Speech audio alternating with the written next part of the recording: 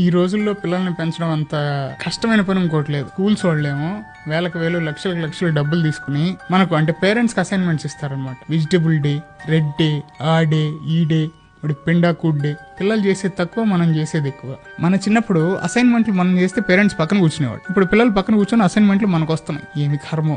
Curriculum కంటే extra curriculum ఎక్కువ అయిపోయింది. అదేమన్నా అడగడానికి పోతే, కంప్లైంట్ చేయడానికి పోతే స్కూల్ వాళ్ళేమో మనల మీదే బ్లేమ్ చేస్తారన్నమాట. You have to cope up sir, లేకపోతే పిల్లల ఫ్యూచర్ పాడైపోతుందని బ్లాక్మెయిల్ చేస్తారు. ఏం చేస్తాం, కాంప్రమైజ్ అవ్వాలి. పిల్లల భవిష్యత్తు కంటే ఇంకేం ఎక్కువ కాదు కదా మనకి.